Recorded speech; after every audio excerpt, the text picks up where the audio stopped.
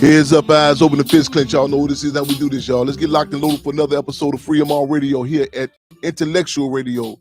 Y'all take a pause for the calls when you can't open those front doors and back windows. Let them know what time it is. You dig? We can be reached at 708-223-8953 or 929-477-3785. I don't know about that second number yet because we're going through some struggles with the blog talk. So I'm going to try this again in a minute, y'all. But in the meantime, between time, we're going to keep on moving. We got some, y'all get this. Make sure y'all lock and load this. In fact, all the episodes, and they doing $10 too. You got to bury them underground for future generations to know what's happening. And so it's like a timeline of what's been going on. A lot of times people say, "Well, I didn't know this was happening," but you can. We're gonna free them already. It'll be like a timeline, also in particular for different moments of resistance. What was going on? People can look back and say, "No." History books and say this. We can see what was going on. We study Free MR Radio, y'all. We look at Free MR Radio in the spirit, like we look at Free MR Radio in the spirit of the Black Panther Party newspaper, the intercommunity newspaper. In the spirit of the Black Panther Party, so information is raw material for new ideas. I'm gonna cut to the chase, y'all. You dig? We got some powerful DNA in the building, y'all. We're gonna let our people introduce themselves. So we got here, but I really, I'm excited. Not to say I'm not excited about all the episodes of Free MR Radio, y'all. Look at this here. We got Mike Brown just tapped in with us on Facebook. Michael Brown Sr., father of Mike Brown. We in fact, we don't even say Ferguson. We say Mike Brown Town. You know what I'm saying? Executed. You know what I'm saying? Gunned down, Ferguson, Missouri. You know what I'm saying? Every time we go up there, man, I ain't came down yet from the 10th year. I'm gonna say I kind of be hesitant with that term anniversary, but the 10th year anniversary, you know what I'm saying, when Mike Brown Jr. was gunned down, man, and to his family, you know what I'm saying, to the community up there, still getting down. And speaking of anniversaries, y'all, we coming up on the 55th year, December 4th, the 55th year of the assassination of Chairman Fred and Defense Captain Mark Clark. And with that calendar, you know what I'm saying, you put in context. A lot of times you look at situations, you say, man, the Mike Brown, I said, damn, Tamir Rice, all that was like back, boom, boom.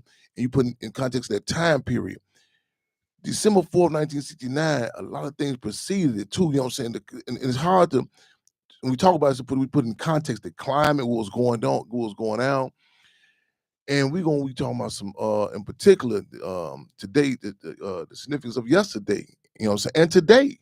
And today, Spurgeon Jake Winters, long live legacy. Spurgeon Jake Winters, y'all, again, do not leave, y'all. Y'all stay with us, y'all. You know what I'm saying? Who I'm wait till his family get on in and give them more details about that. You know what I'm saying? But man, hell of a comrade. You know what I'm saying? Man, I tell you, that's who Chairman Fred actually want my name to be. You know what I'm saying? It's, a lot of people know that's actually my middle name. Jake. Hell of, you know what I'm saying? Man, and long legacy Spurgeon Jake Winters, long legacy Black Panther Party. And this was November 13, 1969, day after his birthday, November 12th. You dig? We're talking about that. I got some young, how old, first of all, who we got here? How old are you? And I'm excited about this, y'all. Hi, my name is Jewel, and I am 17. I'm gonna say this. This is I'm trying to 1 9 2 9.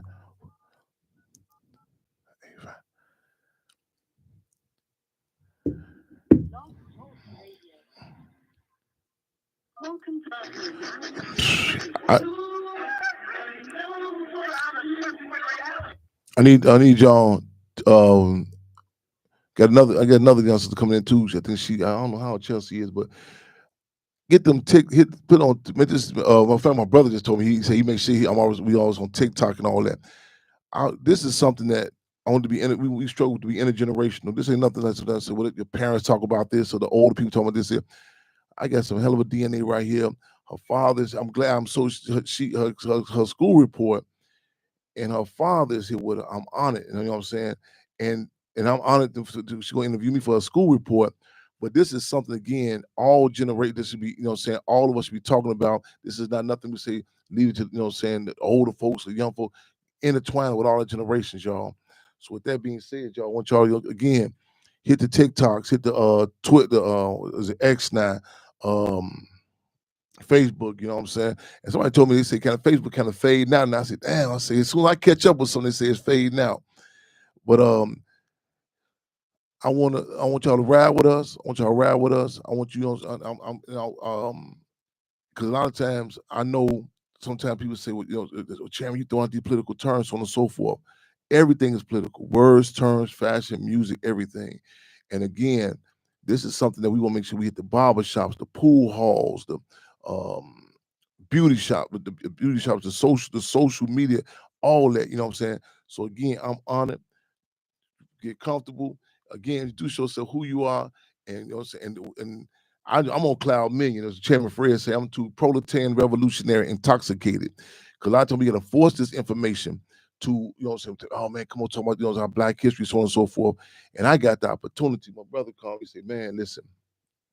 He said, "I'm trying to touch down with you, man." He said, "Man, I've been following you on Facebook. My daughter, man, he said we got that lineage, just hell of a lineage, man, with us." I said, "Okay." He said, "Man, his daughter want to interview get do for a school project." And I said, "Okay." My brother Percy, Box, Dave Boxdale, they say, "Man," he said, he reached out to him.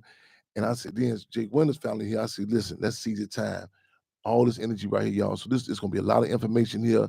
You know what I'm saying? This ain't nothing you can say, well, that's that political stuff, whatever. This is a climb. We do distinguish electoral politics from politics. Electoral politics is the process of you voting, but politics is everything. The terms we use, how we relate, everything. Ain't no saying. So again, y'all get comfortable. You know what I'm saying? Come on in with us. Y'all got them call in numbers. Call in for, you know what I'm saying.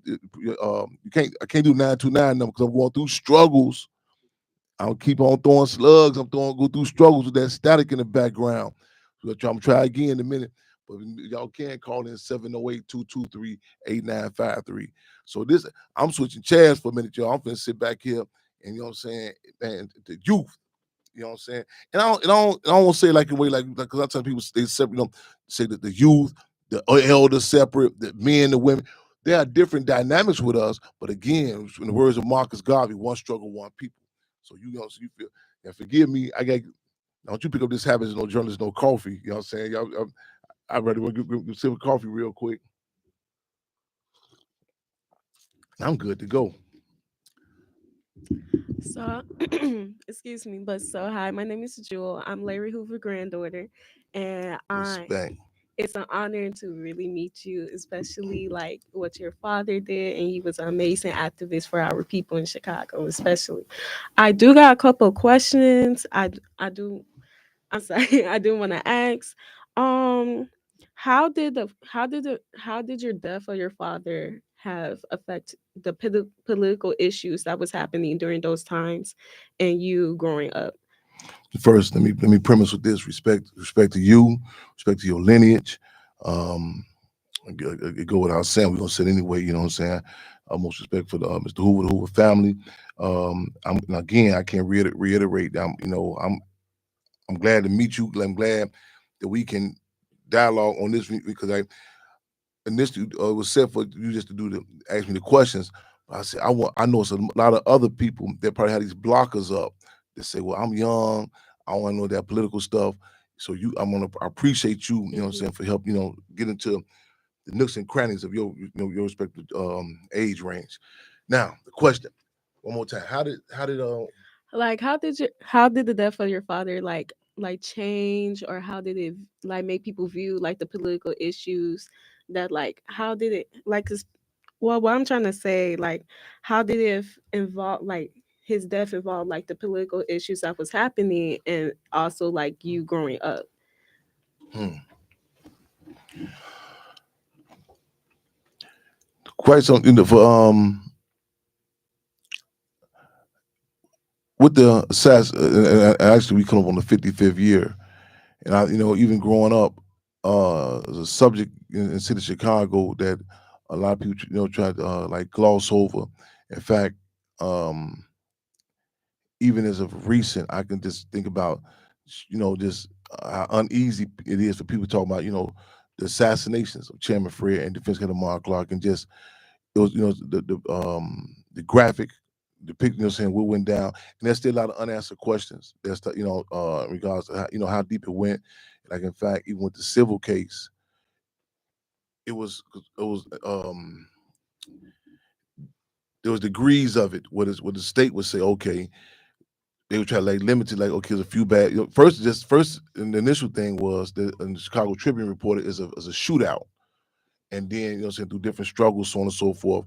You got to the point, saying, stay okay with with the old few bad police theory, so on and so forth.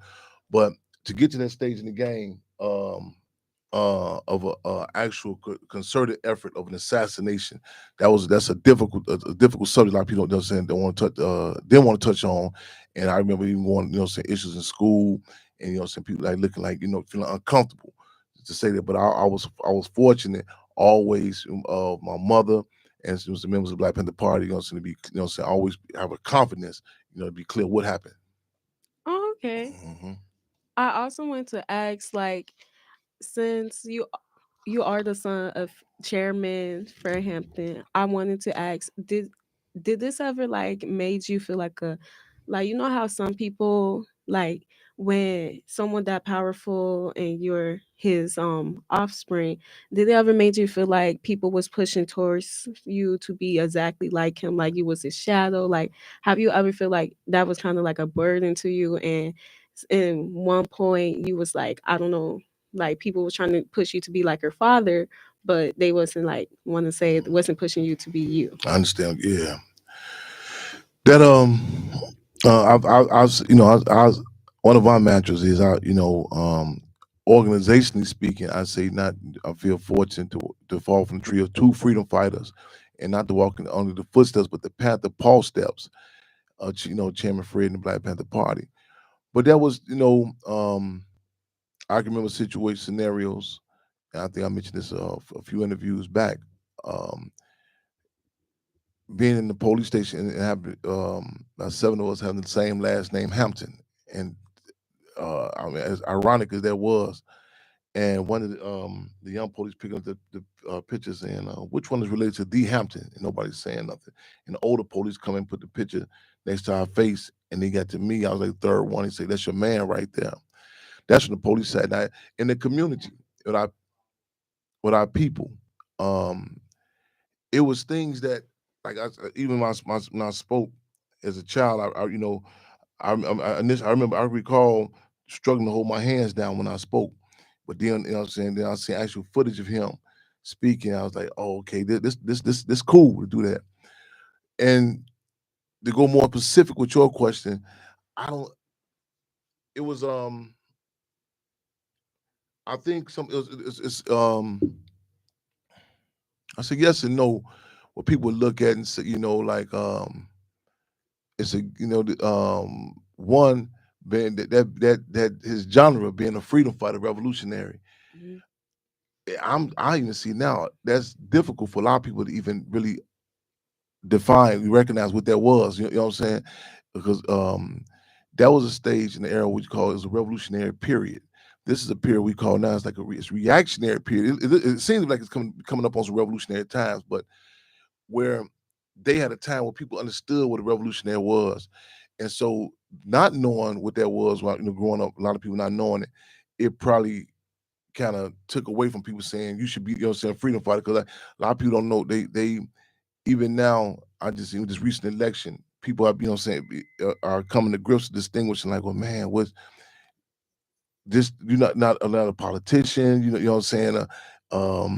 What are you? You know what I'm saying? To have the independence of a freedom fighter that actually doing it for this service to the people.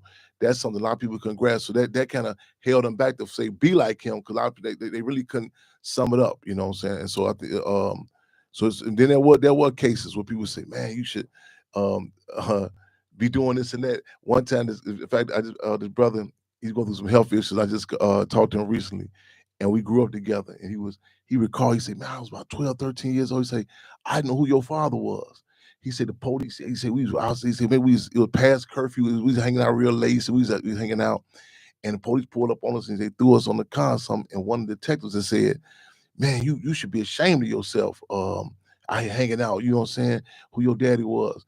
And then he say the guy with me said, "You told him you should be ashamed of yourself being you know who he was, you being a police." Being, you know, and he said, and I later on he asked me, say, "Who is your?" He said, "Man, who is your father?" And I said it to them. And he said after the movie, he said, "I'm really getting a better grasp on who he was."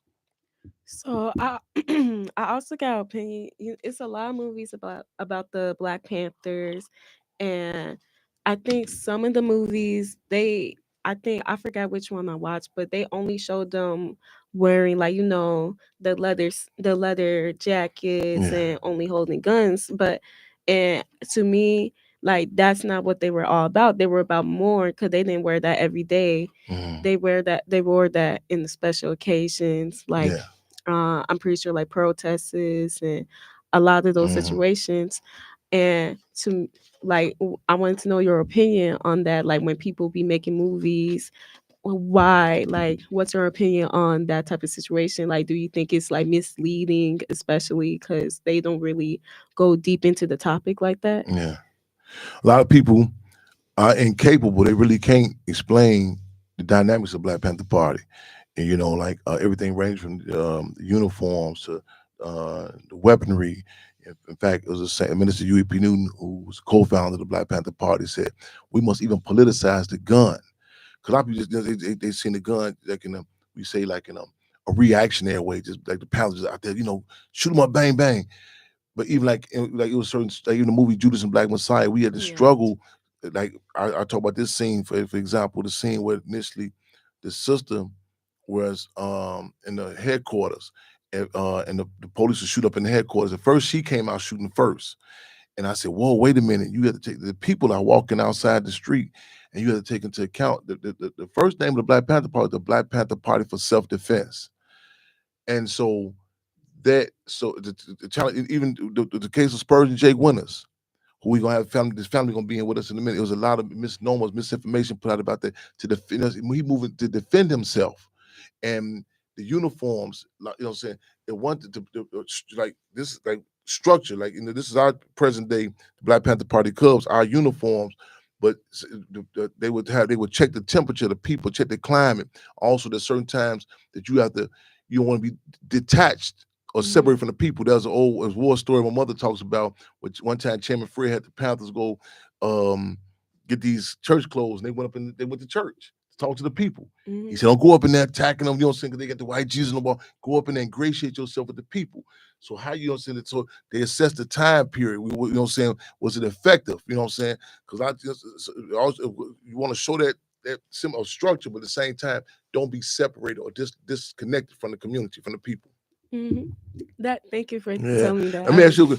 Now I'm talking so long. Are you gonna be able to go back and chop this up for your report? Yeah, Okay. All right. definitely. Okay. Right on. Right on.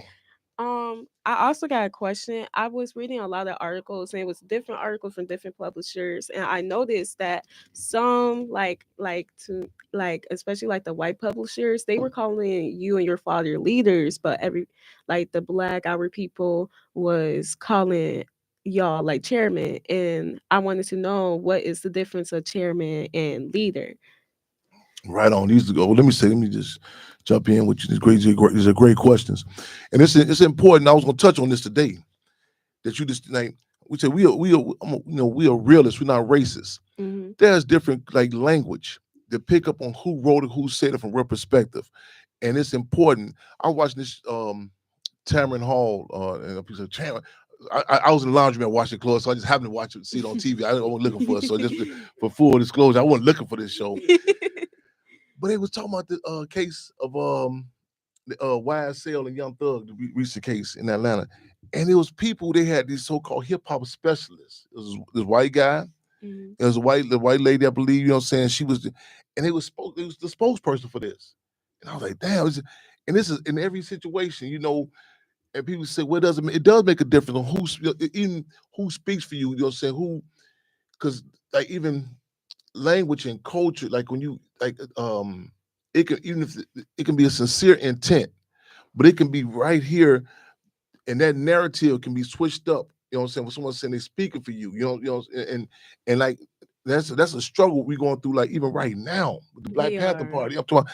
I was watching. I said, I'm looking. I said, now they couldn't find nobody. Like one lady, she has a podcast, and she's breaking down the history of hip hop. I'm like, it's certain terms, and you know what I'm saying, that even in our community, like, I mean, the tone and the breathing space. You know what I'm saying? How you know saying how it impacts what you feel, the rhythm. In fact, in Quantico, Virginia, they said the FBI would do these studies on like black preachers. They say like um the tone, this is like a decibel point of a preacher in church. You know what I'm saying? How it feels to us as a people, and that's and like we right now.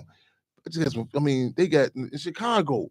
It's so many attempts to, you know what I'm saying, misrepresent the Black Panther Party to this day. It I mean, is. and it's and people say, sister say, Child, I feel bad for you, the battles you go through. You know what I'm saying?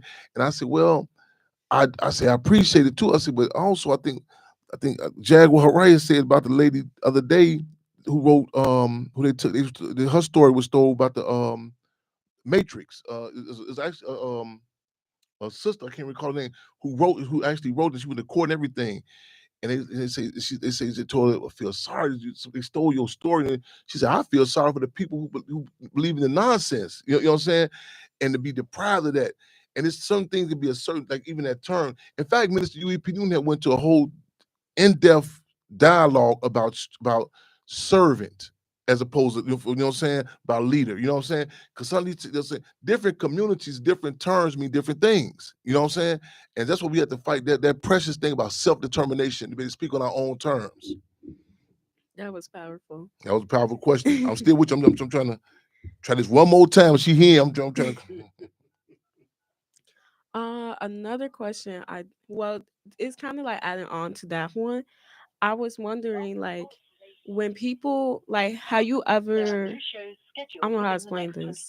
Like, how you ever felt like people had ever like judge you because who you are, and meaning like, let's say they got, you know how people was telling stories about like all types about the Black Panthers, like they were like violent, and they were just aggressive, but they wasn't, because they were fighting for what's right and the equality, the rights for their people, for our people.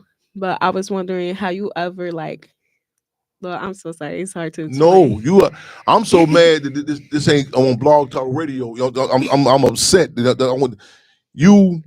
I'm fighting not to. I didn't want to jump in and cut you off with your question, because I mean this. Man, I just went through a situation recently. Recently, oh man, and again, we just this is our first time. I mean, this is not scripted. This is not scripted. These are. I just went through. I mean, I'm listening to your question. Oh, let me vent. Oh man, just said it was something. Two recent situations where I was coming to touchdown with two different situations with professional athletes, and I one I you know I one case was the sister Angel Reese, and I'm talking to her, and soon and she was open. I said, I'm Chairman Fran Hampton Jr., the Black Panther Party, and and soon the guy, I guess, he assigned to security, he like swept her away. I said, damn, we go. I can imagine. And then brother DC Youngfly, who I got to extend my clenched fist to, when he got on the stage, he said, "Man, Chairman Fred of Black Panther Party." He helped break that ice with, like who I am to people. And this is going to be play a role with help me break the ice. Help us break the Hmm. ice. I was just spoken to some students in Broadview. It was phenomenal. And once I said, let us get on the stage, had the actual dialogue. You'll be surprised what can happen. But it's intentional to have such a bogus narrative put out about That's what I freedom was trying fighters. to say. You Yeah. know, Commandante Ernesto Che Guevara, Commandante Ernesto Che Guevara of the Cuban Revolution. In fact, it was him and Commandante Fidel Castro, the leadership of the Cuban Revolution. He said, a revolutionary, no matter how preposterous it may sound, is guided by the most sincere sentiments of love. And that dynamic, the love for the people. And that's why, so a lot of times I can't do certain moves. And I was talking to another athlete, and somebody, and it's like, oh, the Black Panther. I was like, damn. I say the damage control that we have to do. And I can pick up the rooms when I come in, sometimes, and that's why I got to ease in, and they don't know about our programs, and certain, even right now, So I mean, that's man. It's something that you know, it is it cuts, it impacts the work. It's a setback. It holds people back from embrace. Without the people, we can't. That's a necessary ingredient for us. That's one. To, Minister Pinu say, without the people, revolution is impossible. But Hmm. also, that's our security base. See, once they isolate us from the people, it opens the door. You know what I'm saying? Like, it's a slander campaign. When you look at different political prisoners campaigns, you Yeah. look at, the streets, our people in general, they just don't, it's an attack. Like, they isolate you. So do you also feel like after seeing like those different political views, it's also like kind of like another way to make us Yes, it divide is. us as the Yes, it unity is. as black people? It is. Because I I wanted to ask, like, do you feel like are we getting better being unified, or are we slow, like just not being divided, because it's so much happening with the world, and it also like with the younger generation trying to get us to be more divided so we could be more powerful. Like, I want to know your opinions on that. It's stages. It's ebbs and lows. It's ups and downs. It's through struggle we learn us. We see who we are. We learn ourselves. Mhm. What I'm saying, through contradictions and through contested conditions, and we have to be ready for it. It's like a lot of times we don't want to know that we. Well, a lot of us say we think we have unity, but a lot of times it's under uncontested conditions. Like even just now, this recent election, a lot of people are like surprised with different people shot. But we have to we have to engage in struggle. As we talk about, like, look forward to revolutionary times to find out who we are. You know, to see like every community, every people, every group of people, they have contradictions. They have families. They have like um everybody. You have different dynamics. We can't romanticize it. We all the same. We want the same thing. No, we all I have been impacted by different things in our life, or different things that didn't happen to us in our life. And so it's different periods of times we can have points of unity. Like even with the American Revolution, we're Mhm. taught, in particular in the schools, to say that everyone was like what this or Patrick Henry said, "Give me liberty or give me death." But that wasn't the narrative for everybody. Thomas Jefferson said he said with the American Revolution, 1/3 was for it, 1/3 was against it, and 1/3 whichever way the wind blew. And that's a reality. That you're gonna Mhm. have you gonna have some people who don't care what you say to them. There's no constitution, no backbone. You know what I'm saying? You have those who are firm, and that's a dynamic of, what I'm saying. And so it's certain, that's what the Panthers would say, as attorneys, seize the time. So certain, you got to put your ear to the ground and say, okay, now right now we having a certain conversation. When I go to certain places, I put my ear to the ground, I say, what's going on, what's phenomenal. And there's certain things like people say, like a certain conversation people can have right now about the music industry they couldn't have a while ago. You know what I'm saying? They wouldn't believe it, but now they can see, like, I can see that happening now. So you know what I'm saying? So we got to seize the time. Do you also feel like the music that people putting out, like especially with a lot of the raps, like being about violence and being about like drugs, violence, and gang violence, especially, is making our people like, it's like what my dad be teaching me, like words are spells. So so Yeah, right especially on. especially like how we listen to music and how people what people saying, Yes. those are spells. So do you think people listening to those violent raps and not listening to like the conscious rap, like back in the 90s, like them expressing and them telling like, oh, free our people, we gotta work together, really did something that also did something with our people being divided? No doubt about it. Music, they we don't. And I'm glad you pointed that out, because see, and asking that question, because I think we just said it just, and people say, well, it's in the home, but the music, I mean, it does. I mean, it impacts you. Like it's certain. You go. I was in this club one time. Um, 22nd. I forgot the name of that club. It's closed down. But I recall this situation. His brother was a DJ, and I remember us going upstairs, and I remember him saying, "Watch this, Chairman." And he was, I could make that person move. And I watched. He would put a certain song on, And they like get up. I said you, Dave, that's planned. That you know that person. He said, okay, let's sit back. And people would come in. He said, pick anybody. I see them ladies right there. He would go through his sound. He would pick, and you would see. He said he can. He said why he can. He said I can send it up. He can. He literally showed me. He said he can get them like make it heated in a place like cats want to get out fighting each other. And he pulls some songs and like you can see the atmosphere change. I was like, wow, this a DJ. And it was certain things. He said, why? He said, watch I calm it down. You said he'll play something else, and next you know people like they talking to each other. I said, this is a DJ. They in the more they call it programming.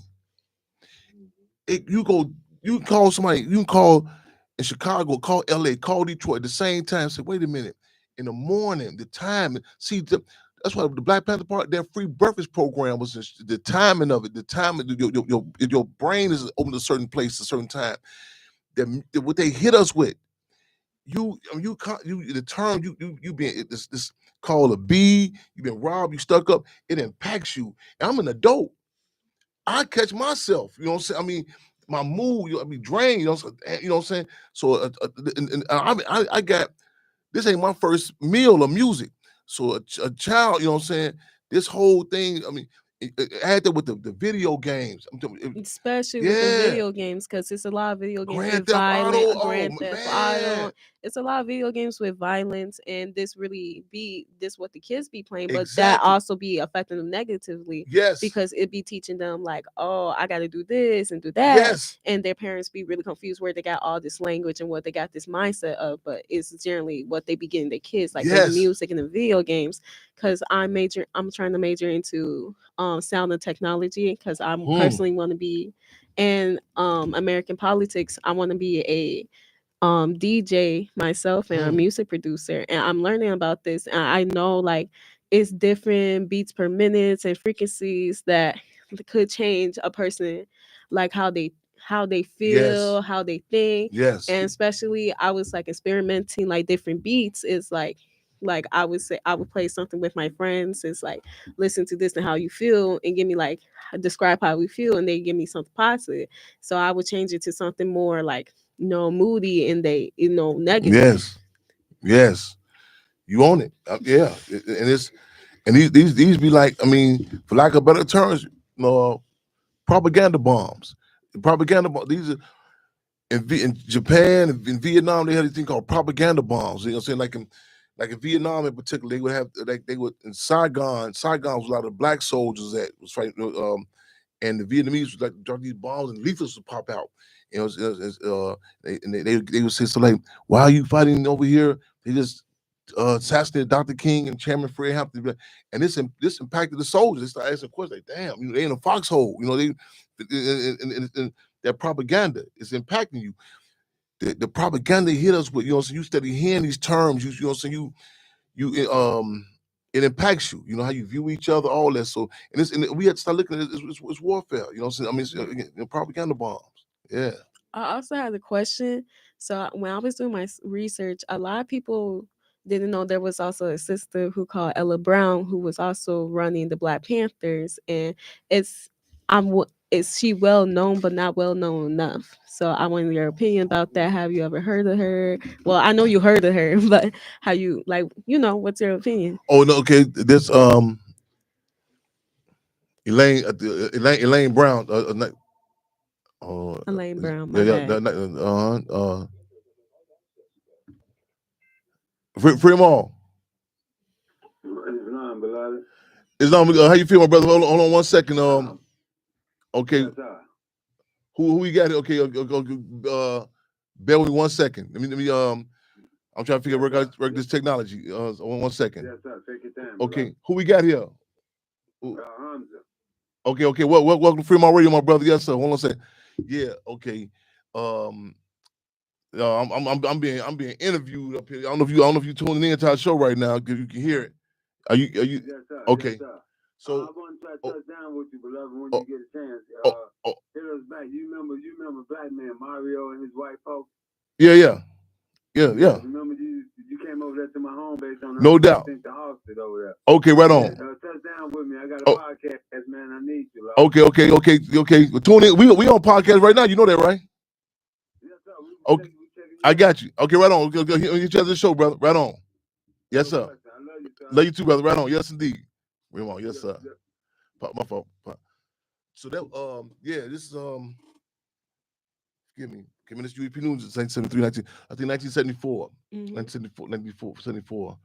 Oh, then the chairperson, Black Panther Party, and you're right. A lot of the history, like even in fact, ran from her, and then Chairman Bobby Seale had ran for elected office 1973. We got back out 73.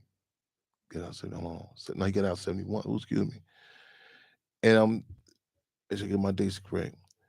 And these are different dynamics. Like, and this kind of go back to the question, like you said, like even certain forces and certain dynamics, um, individuals and periods of the party. A lot of people not familiar with. Kind of go back to the uniform question too. You talked about because like even at that period, like engaged in electoral politics, a lot of people say, "What happened to the Panther Party? Who was in leadership?" And you put in context even the revolutionary leaps and bounds that was, and it's important to put that in context because like a lot of the party is not only not giving credit for a lot of a lot of the moves that it did, is not is slandered with a lot of stuff that that it didn't do. Like people be saying stuff they don't want the Black Panther Party, and then also it's not giving acknowledged. Like people say stuff like, "What about the gender contradictions?" But you say a lot. You put in context at the time to have even like saying women in leadership. Mm-hmm.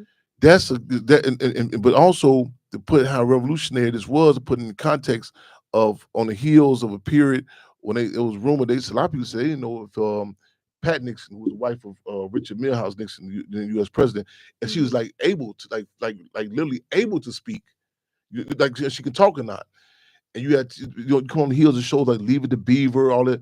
So to have women, and what I'm saying, Mm-hmm. this was a revolution, a revolution that leaps and bounds. It was like to put in context. That's important. Um, Even the engage in electoral politics, even what I'm saying, how they deal with the race question on their terms. Because a lot of times people see you like you'll take it for granted. Like even the language dynamic. Like I was talking to someone earlier. I say like some people say like now you see how profanity like is loosely like loosely used. That was like you couldn't be on the media, nothing. And the party even politicized that. You know what I'm saying? Like people say, like you say, well, they was cussing, but the party position was profane terms for profane times. You know what I'm saying? They Mm-hmm. weren't dressing it up.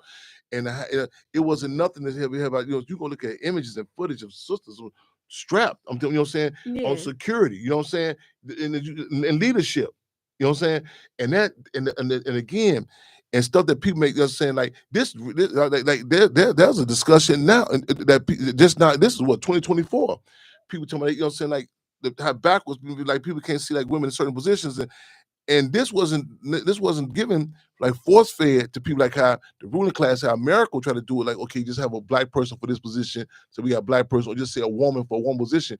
It was like the party had to refer to democratic centralism, where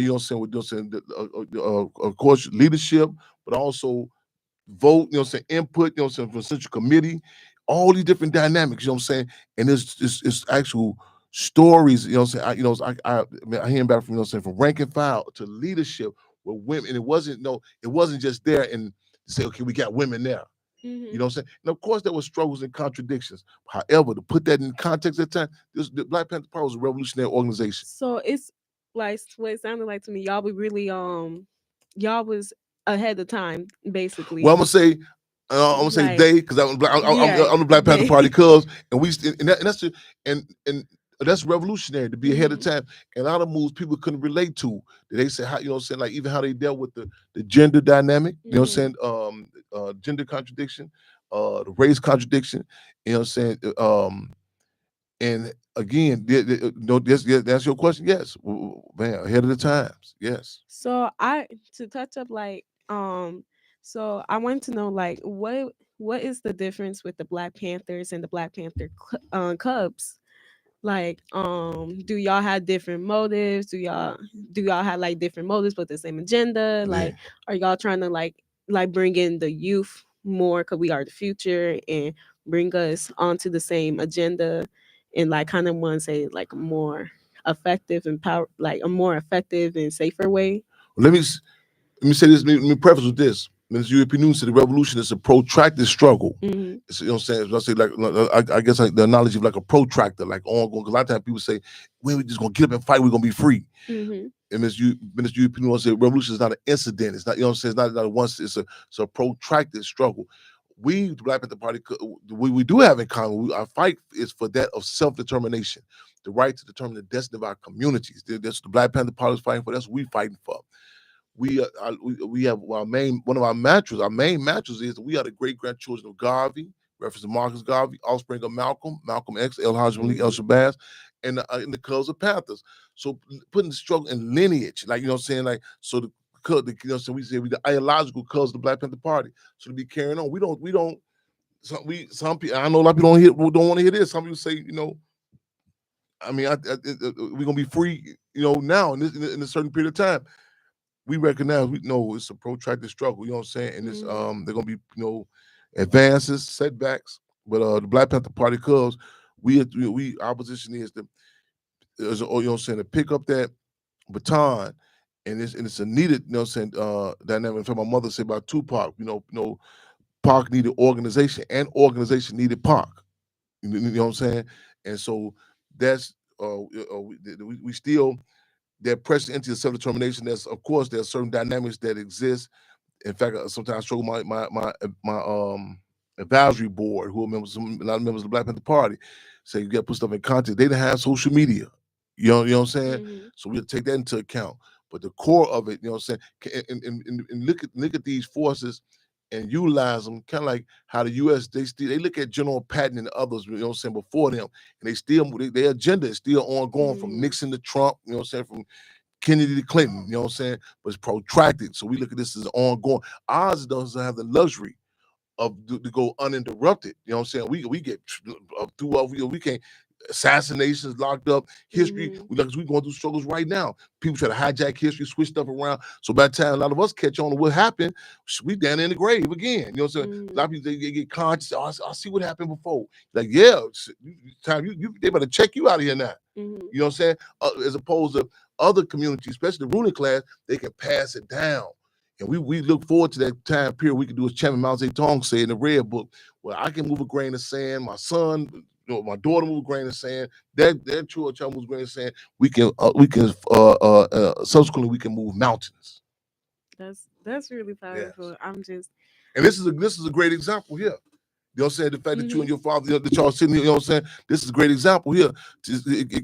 Again, this whole, of course, there are things that say, that's the youngsters, that's the older children, but that dynamic of continuance, not until we deprived of that, you know what I'm saying? By the time we connect up with each other, they checking us up out of here.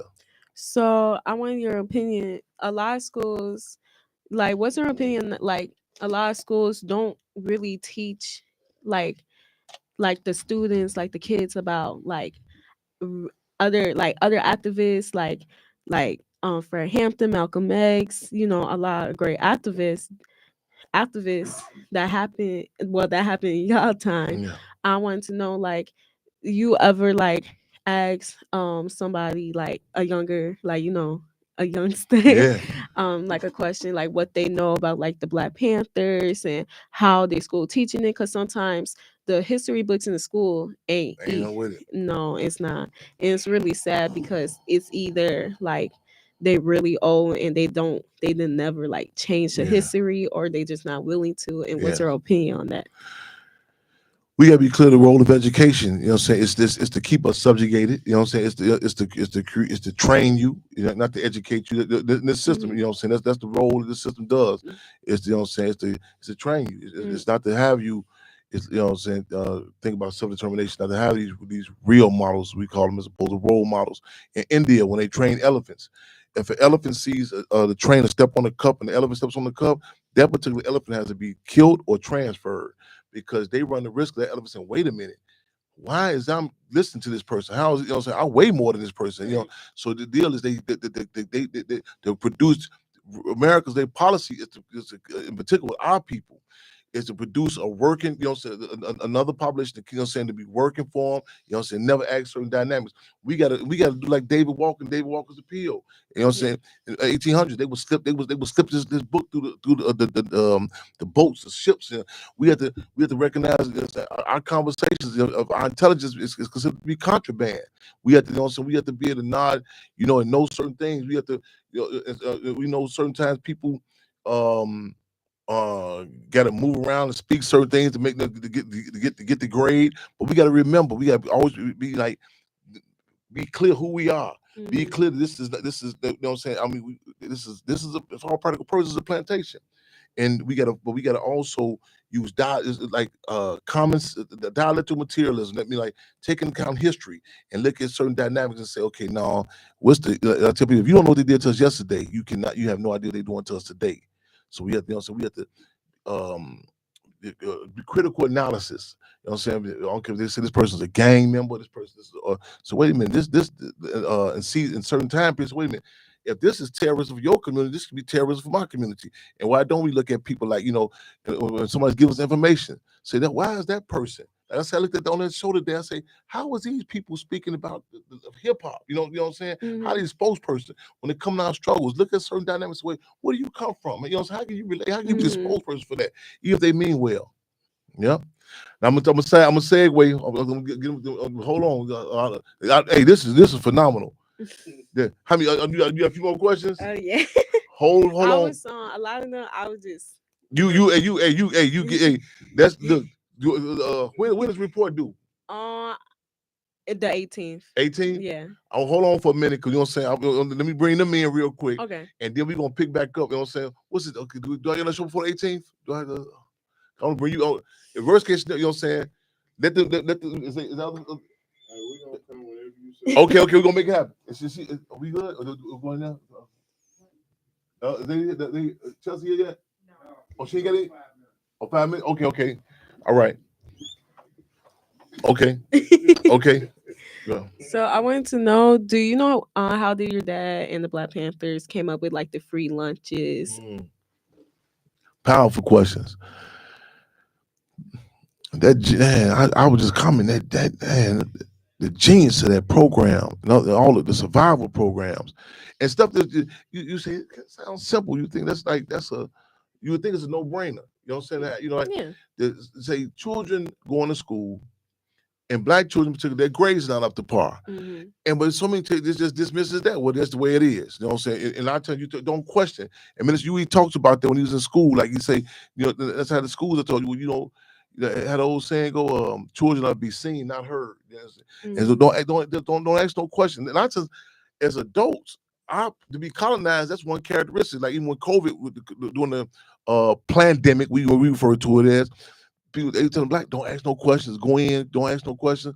And a lot of the white people, they was like, no, we gonna go to work, you gonna tell us something. But a lot of times we're talking like children, don't ask any questions. So we say our grades not up to par, and just giving it just that it. The Black Panther said, no, that's not it. Wait a minute. It's in anybody, I don't care what color they are, that's going to school, is hungry. It's hard to even think about an addition problem. It's hard to have a discussion about what's the difference between a verb and adjective. And they addressed it. They just didn't talk, but they addressed it. And then we had subsequently the Black Panther Party free breakfast program. You know what I'm saying? Mm-hmm. They you come in there, only prerequisite is that you hungry, and they serve the people. You know what I'm saying? They don't state moving like it do. They was as well, so they can't stop it, co-opt it, water it down, change it, make it something to be. So I wanted to know that also made like let me get my question here. um that also in a way Mm. did I'm gonna it bring y'all three in anyway. And then when she come, one of y'all switch up. All right. so that also way like with the free children breakfast program, why was that considered like the like a national threat It to was like a the it was United a States? national threat. Yeah. Former director of the FBI, J. Edgar Hoover, he had said the Black Panther Party represented the number one internal threat to the threat to internal security of the United States since the Civil War. Attorney General John Mitchell, they say they said the Black Panther Party had to be gone by the in 1969. So it sounded like to me they were scared of the power that they was having, and how like y'all was, I mean they, my bad, they was like unifying everybody together and making them more educated and powerful. Like especially I heard they was educating people on laws Yes, and everything to defend themselves and yes. also self-defense. It politicizing the people. It wasn't just no breakfast for breakfast's sake. You Mhm. came there, you know what I'm saying? You left with more than eggs and grits. You left there talking about, you know what I'm saying, the legacy of Deputy Minister of Defense, our apprentice Bunchy Carter, Deputy Minister of Education, John Huggins, the case of Minister UEP. You left there going back to your houses, your homes. So, Mom, what's self-determination? What's Asada Shakur? So the parents start, what's going on down here? They Mhm. start coming, endorsing, supporting it. Black Panther Party subsequently turn these programs to the people. So these programs presented a major threat to the status quo. Because that they didn't want y'all, they didn't want them to be unified, they wanted us to be divided. And let me close this. They didn't want us. See, Us. the Black Panther Party, people made it clear. He said a lot of times error was put out there was against the Black Panther Party, against the police, but you know what I'm saying, but it's opposed to the people. The police was attacking, the state was attacking the people. So the fear was the people. We're gonna follow up. We're gonna follow up. All right, let me bring them in real quick. Okay. We're gonna follow up. Come on in, about three. Yeah. How we could bring them in? Okay. I mean, Yeah. we can't change now. I can. You sure? They're in the middle of I got you. Okay. Let me let them get right here real quick. One second. Okay. We're gonna swing around. Yeah. 1 second, please. Oh, okay. Hold on. Oh, okay. Oh, my fault. Hold on till she leave. Till she switch up. Yes, I can see Travis.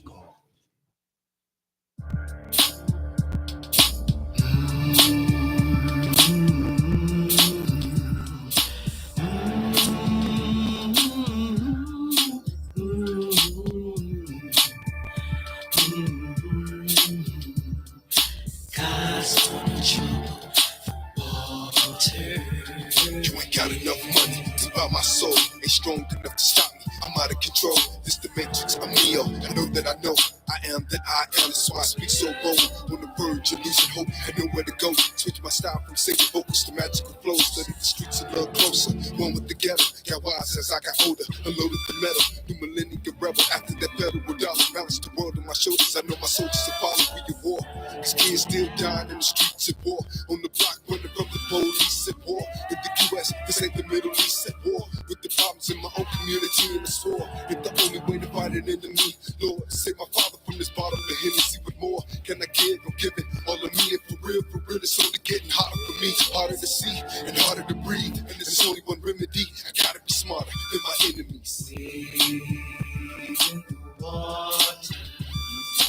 Wade in the water, children, now wade in the water. God is in trouble. I'm being chased by demons, the triple team exposed to false religions. I'm hated by jealous niggas, they don't wanna see me living my life scarred from living home. Pulling up papers, I'm chasing paper, no hoes barred. Peace of mind, I get divine, my heart's cold. Got the friends, my last road dog turned me in. The cost of war would never change. Who takes the blame for bad decisions? So many missing from following orders, cause ill giving got the world tripping. They pushing prison at us young niggas. That's why we haven't had triggers, won't let the war get us. I'm not alone with the way that I feel. It's like millions out the clutching this steel, roaming the field. I am what I am, and best believe I'm following me. A guinea pig, I refuse to be. The streets got a hold on so many lost souls. It's old. I pray to God he starts letting me go.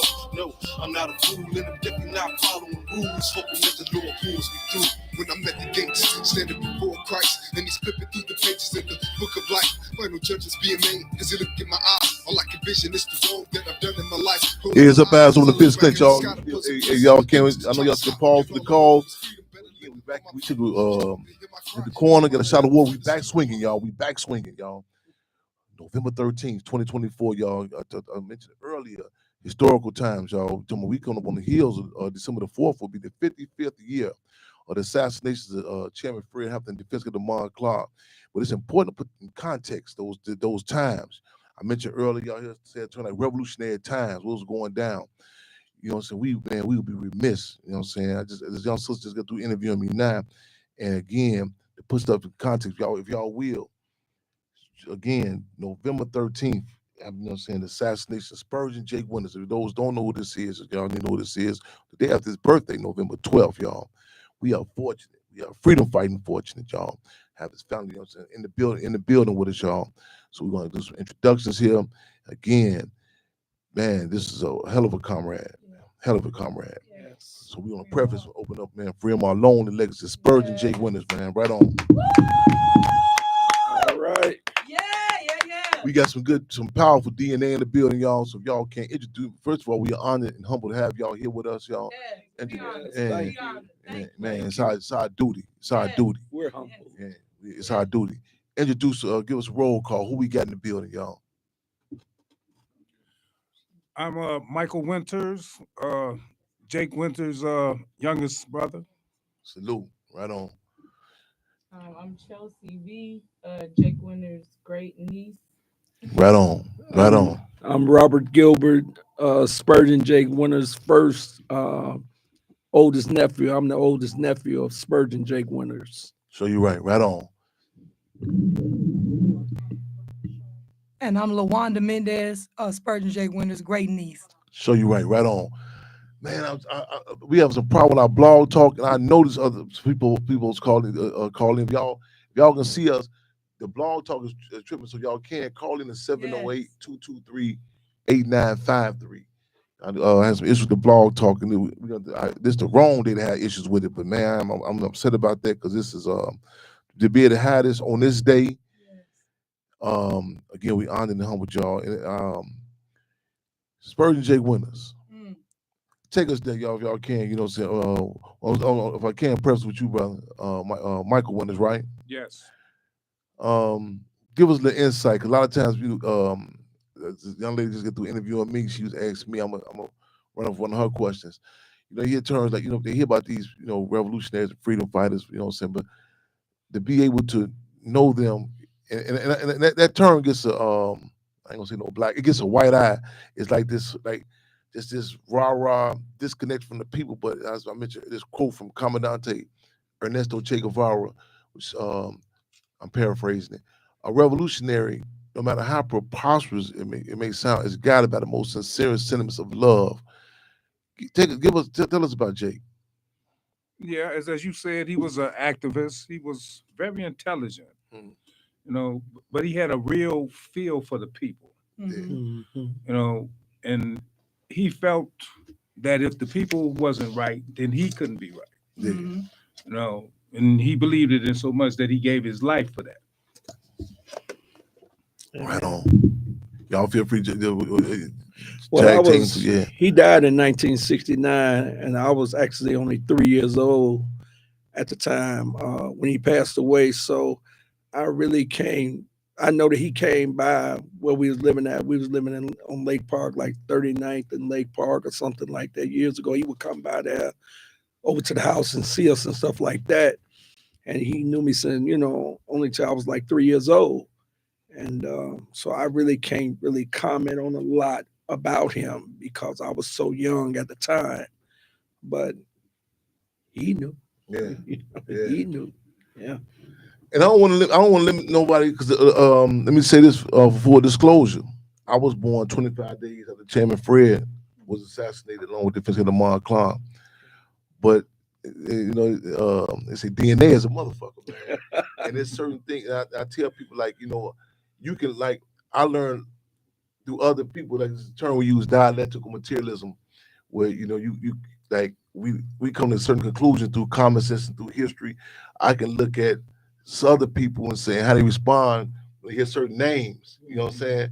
And so even you tell us like how some of the, for lack of better terms, war stories. I even go like love stories that people, when you hear, how do you, what's the response to other people? Or you feel free to, we gonna like hearing how he impacted other people, just even his legacy.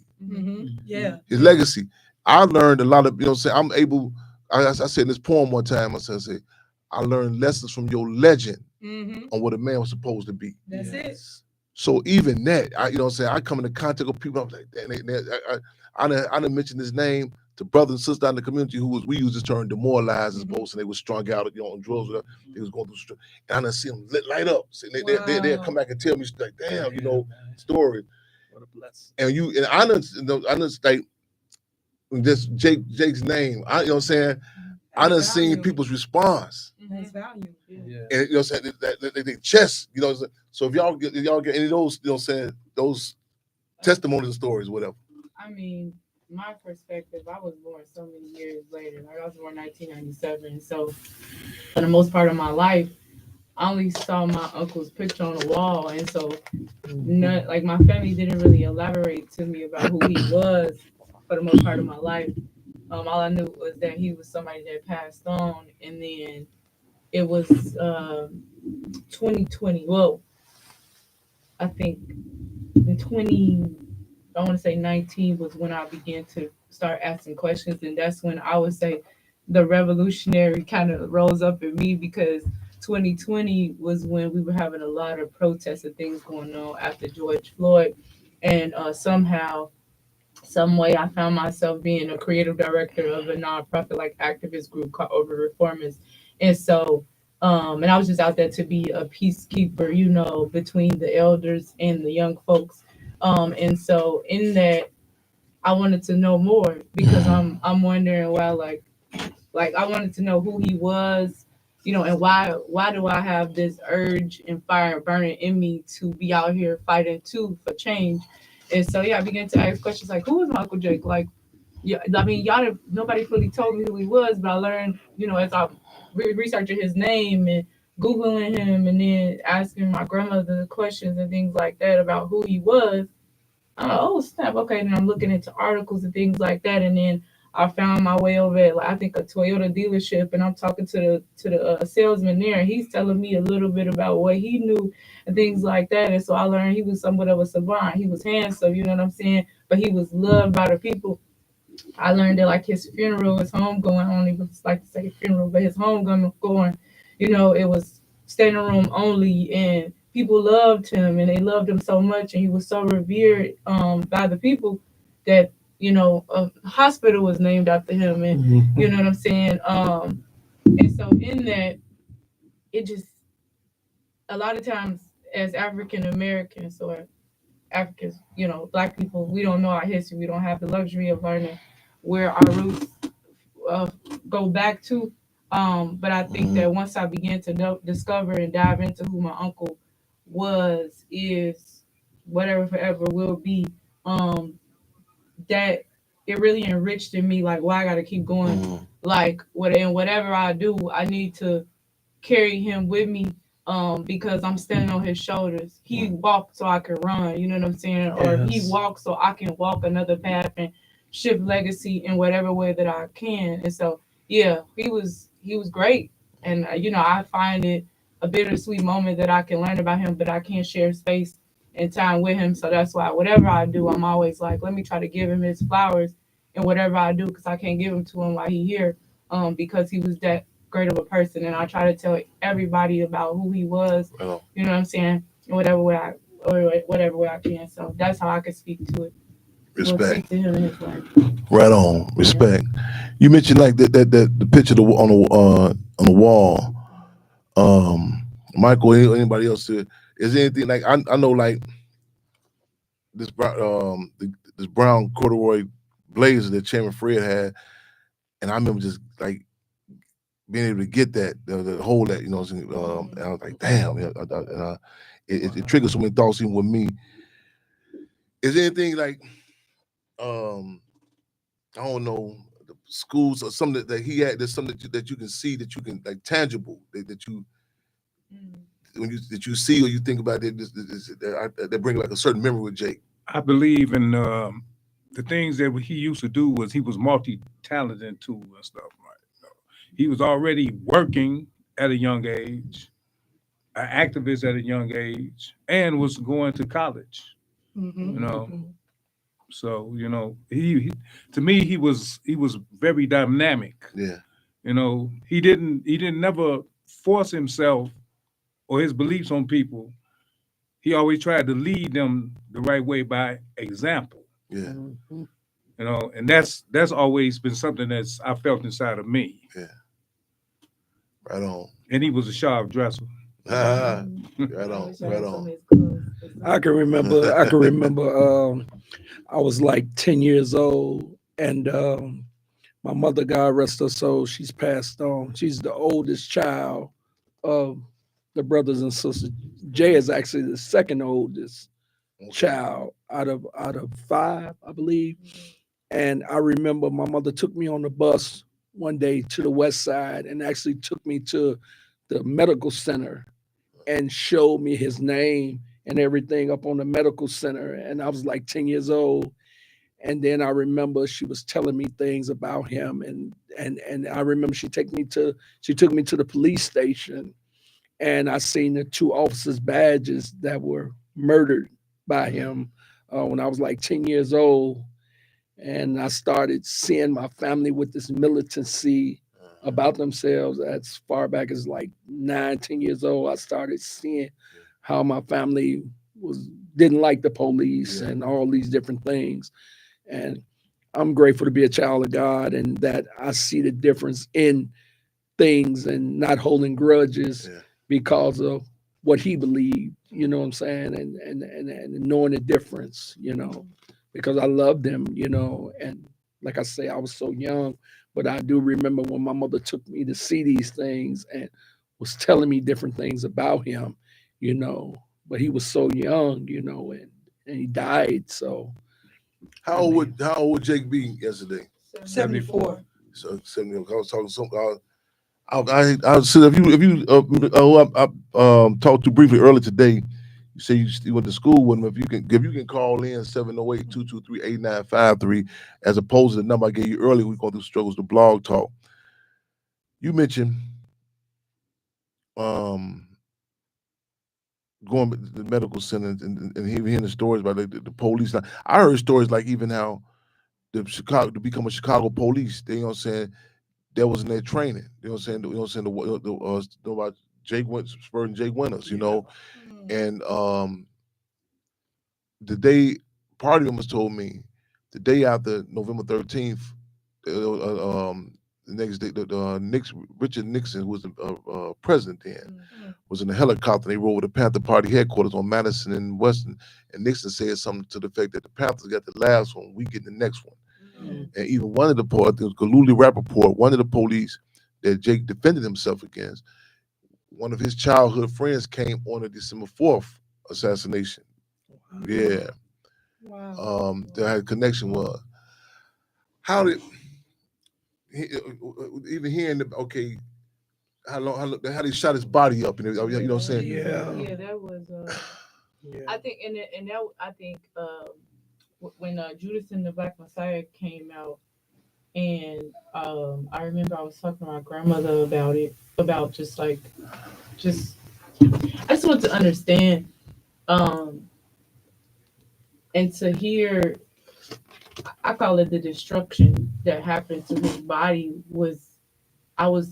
it brought me to tears because to think about how young he is. I've surpassed that age. For the record, he was 19. He turned 19. So really, he was freshly technically he was kind of like 18. Right. Yeah. Right? He just became a legal adult, and so to think about how young he was, and then for that many policemen for him to be met with, and then just to understand the magnitude of the pride, and not even pride, the boldness that he had, right? Yeah. He stood 10 toes down, you know what I'm saying? He didn't back down, right? And that got to me, and then just to understand how he went out, but to the details of I think my grandma had told me he was shot up so bad that the brown paper that they put over him, it was soaked, even down to his heart. It was just like a gaping hole in his chest from where they shot. You know what I'm saying? He just had holes all over his body. And yeah, I couldn't imagine a human being going through anything like that. And so, you know, it was him, and I think that him going through that, um, maybe I, I don't know. Right now, I still be brought to like no words when I think about it. And I wasn't even there. You know, I didn't even live in that at that time. But to That learn connection. like the details, and then to even learn further about like the articles that came out and the misinformation that was put out about how many times he was shot versus how many times he was actually shot.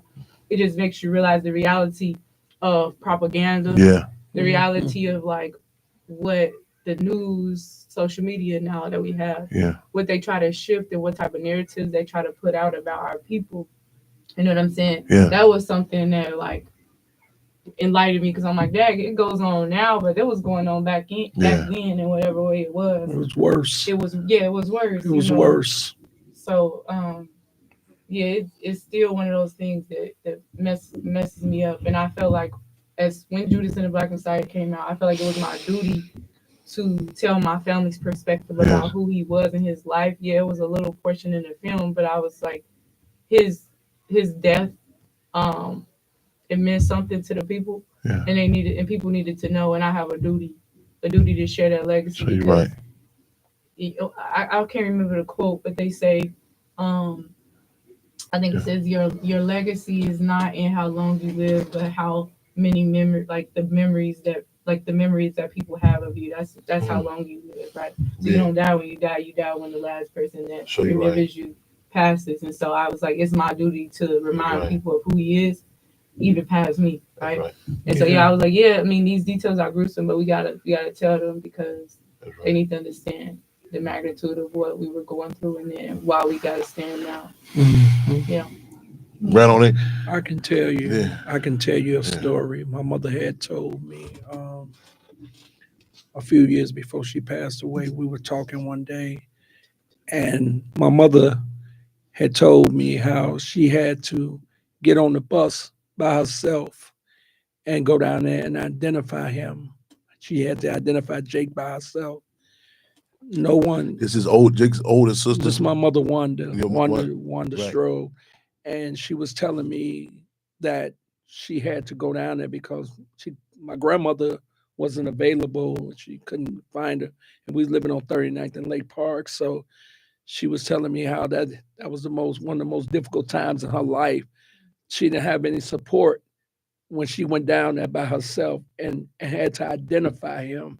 I remember she was telling me this, and I was like, I didn't know what to say. I just wish that I could have been older and been there to support my mother because it had to be horrific. Like my little cousin saying that for somebody to have to go and identify somebody that passed away, but to see him, and she said the two police officers were all in a room together when she went in there, and they pulled the cover back and she seen how his body looked at. She had to identify him.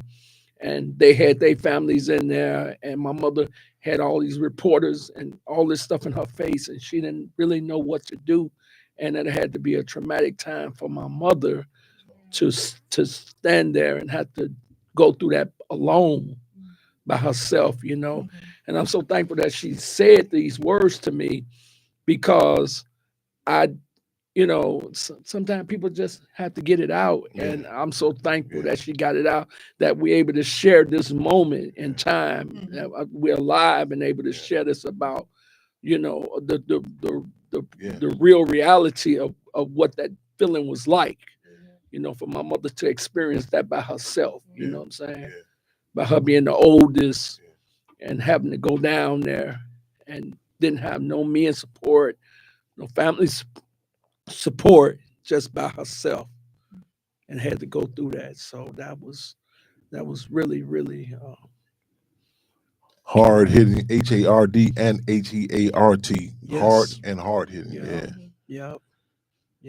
Who was that? Maybe I forget, it's like in the bottom of his feet was shot up, right? Yeah, that's what my mom said. Yeah. Yeah, but that sticks in my mind. But They shot him over 100 times. Yeah. You know, and that just goes to show you the cowardice that they portrayed. That even a person who's already dead, they still want to savage him. And they said it was met with about, I think it was 1,500 policemen was outside lighting them up in the building. Yeah. Yeah, we live and direct on Fremont Radio. I wish y'all. I hate we ain't got the blog talk working, man. But again, if y'all can tap into 708-223-8953. Again, y'all feel free to call in, tap in with us, cub in with us, y'all. We talking about the legendary, you dig? Spurgeon J. Winters, you know, Spurgeon J. Winters. This is something that, you know what I'm saying. We like to use this term, real models as opposed to role models. These are some, you know, real models from our community. We freedom fighting fortunate to have his family in here. You know, a lot of the humanity. A lot of times you get stats and facts. We don't even get stats and facts, but to hear these and how he transcends, you say generational, gender, and geographical lines. You did. Got his family, his young, you know what I'm saying, brother and nephew and niece. She point out she wasn't even born in, but legacies, you know what I'm saying?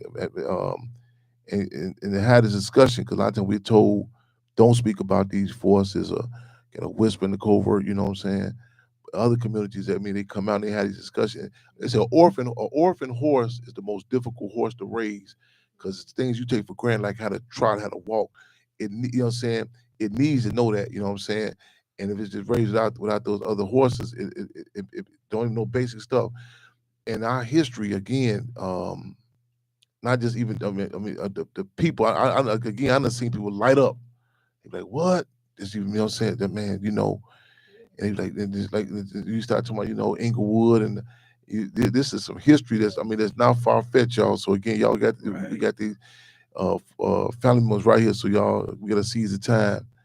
And so your mom's, she been showing me some stuff you've been doing too, and yeah, and I just and it's on the commend you, you know what I'm saying. A lot of times we gotta put that we say that Panther Cub peel in applesauce, you know what I'm saying.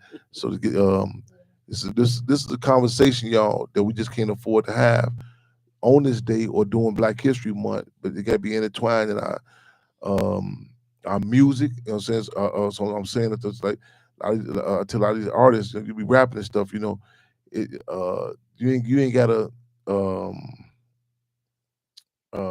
suffice for the John Gotti's and the Capones. And it's cats. You know, again, ain't no Chicago. Hey, Spurgeon Jake Winters, y'all. Spurgeon Jake Winters. That should be in that should be in your lyrics. You know what I'm saying?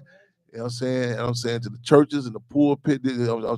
Again, and that decimated the attack on the body. We talking about, you know, shooting the bottom of his feet up in the. Mike, how many times you say it was? Over 100. I think about, you know what I'm saying, they say with I know Denmark, was it Tucson, on Denmark Vesey and Reverend Nat Turner, how they chopped their bodies up. You know what I'm saying? It's they called Denmark Vesey, spread his body throughout different parts, you know what I'm saying, and different plantations, you know what I'm saying, and the overkill. You know, and that's like this. People say, what's the difference between like a murder and assassination? This is assassination, because see, like you hear about these political prisoners. You're like, how do you give a person 100? You know, you're not gonna live that long. I said that's a statement. You know what I'm saying? It's overkill. It's part of the breaking process. When they did this Spurgeon Jake Winters, like on a plantation, a pregnant sister, when she ran away, they would go bring her back in front of the plantation. They would slit her stomach open, stomp the fetus to death in front of everybody else. And that broke generations to come. You know what I'm saying? It is ingrained in you. The way this Spurgeon Jake, the way they get down on him, that was designed to break you. You know what I'm saying? For generations to come. But I want to make sure we be very real. When we hear that name, y'all, we hold our head up, you know what I'm saying, with a pride, you know what I'm saying? And the rappers, well, you know what I'm saying? Y'all do some research on this here. Let that name, These type of cats, you name sister, name your babies after. You did. What has my uncle impacted? I like the fact about him having a clinic for the less fortunate in the community, and that's something that I love most about him because we love to serve. Our family loves to serve. We love to help others in the community, and we're humble with it. And so what we're going to do, we're working on folks on getting him a tombstone because they never did that, and so we as a family, we push him forth in unity to get that done. Yeah. Yes. I want to make sure y'all repost it out there. Man, right on. His birthday was yesterday. And that dynamic. So we're gonna make sure we're gonna push for that, y'all. Again, before we leave, we'll get their contact, their contacts. We'll definitely their tombstone. And that's political. Of course, it's personal. I had a tombstone. But we told y'all the story how they shoot Chairman Fred tombstone up, and you know what I'm saying that. We got to make sure that this freedom fighter, we owe it to the community again, y'all. So we make sure y'all get y'all pens and papers and the contacts. You know what I'm saying, how you can support that to make sure we get that. I'm glad you repost that, y'all. We gotta get that tombstone for Spurgeon Jake Winters, y'all. Amen. Yes, Amen. And go ahead. No, I was gonna say something like that too, and that's I'm gonna say something. I'm gonna say this too. A lot of we look at a lot of times people have a detached or reactionary assessment of the individuals. Like I tell people, like even you look at revolutionaries, you look at freedom, you look at that time period. I'm glad you said we like to serve. You can look at I don't know if y'all have to say cool Odinga. He's a long hair political prisoner. He just passed recently. Soldier. In fact, they call him the movement Spider-Man. He was like they tortured him. He escaped. He come down to one of the cases he was locked up for. They locked him up assisting Assata Shakur to get up out of the jail. Wow. One of his children's son, Yak, also known as Gaddafi, that was Tupac's point person, the brother who came up mysteriously murdered like a year after Tupac. That he grew up. That was Pac guy. That was Sekou Odinga's son. And Sekou, I'm talking about. Man, hell of a force. But you look at like the dynamics him and his family too, growing up. You know what I'm saying? And I was going to point that out too, because a lot of times, people they say, well, man, like like organizations get blamed or even given the whole credit for certain people that are saying, but people that's not. With all due respect, you are a product, your family, you know what I'm saying? You know what I'm saying? So that's important. So you go back and you study, because I've been talking about like William O'Neill, the agent who provided the floor plan with Chairman Fred. They say his old man won shit. You know what I'm saying? And see, so it's certain dynamics that I'm going to say this again. None of us exist in a vacuum. You know what I'm saying? And you can go back and again, we're fortunate to have y'all here. And there's certain dynamics you can look and say, okay, I can see them in the household. And don't get me wrong, we gonna romanticize it because we got contradictions in all our families. You know what I'm saying? Yes. But however, it's certain dynamics, you know what I'm saying, that you can pick up on. And I like you said that we like to serve, and that's dynamic. The party, like it politicized it, but there's certain dynamics you can see in the person in their household and say, damn. I tell people, like you can look at certain people you went to school with, you would say, oh, I can see that with such. Be like, yeah, I can see that. You know what I'm saying? You go as a child, so like it's not too far fetched. You know what I'm saying? Come on now. Yes. We just like to give back. Yeah. When we have different events, we serve food. We just make people feel in a safe place. Yeah. And that's how God is. That's our DNA. So. Yeah. And it's something I want to point that out, because again, it's like I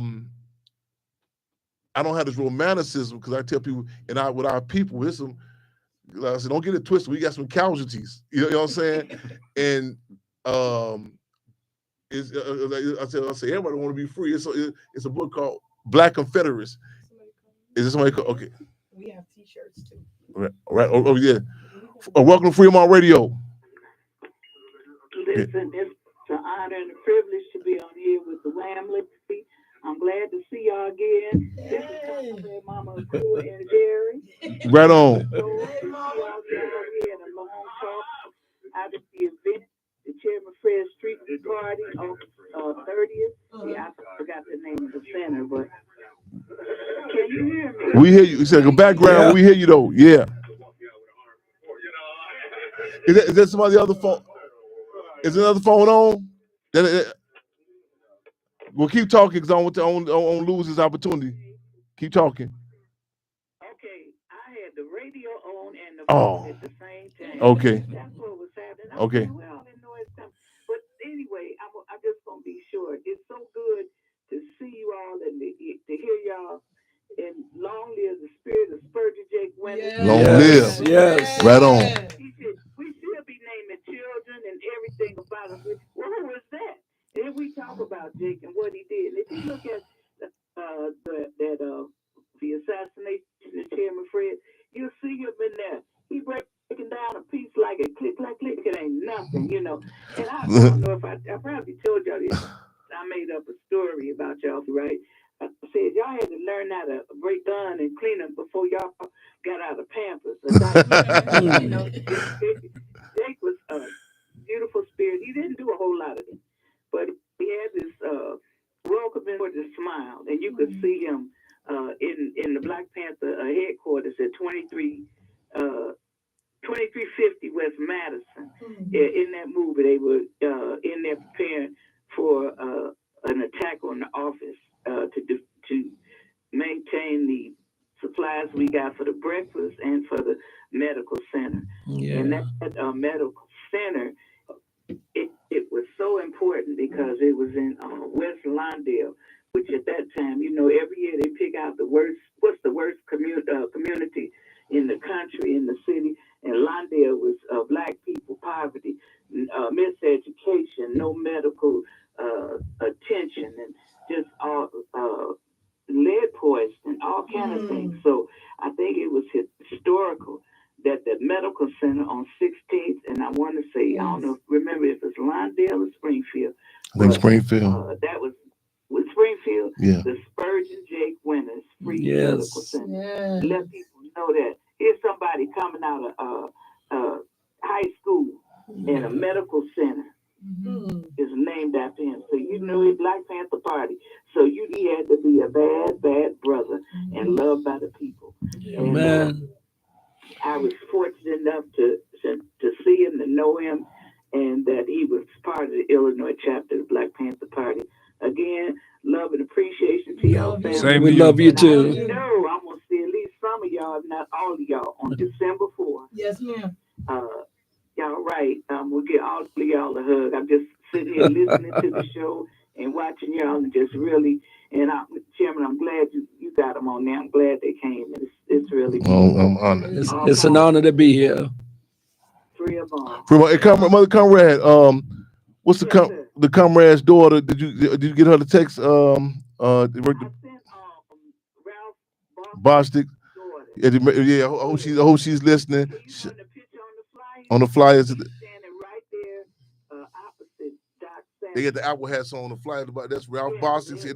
that's Ralph We Bostic. Ralph I Bostic. sent his daughter the flyer with- We hope she's listening. If you, I hope she's listening too. There's Minister Doc Satchel. Shout out to Ruck, Stan McKinney, all and so members of the Black Panther Party. And just and I'm just this man, long live the legacy of Spurgeon Jake Winters. I just again, Long live the legacy of Spurgeon Jake Winters. Yes. Inspired to try to be at least some way like him. so you're right, right on. It ain't a Spurgeon Jakes running around. Yeah. But be proud and honored, and don't be afraid to say who he was and what he did for his people. Bring him on. Bring 'em on, power Power people. to the people. And that right on, power people. That like I said, they try to force an absolutes too about it's like I tell with black males in school in particular, like the brain and the brawn theory. You know what I'm saying? Well, that you either if you got a brain, you're a nerd. You know what I'm saying? Or you got to be the physical, the brawn.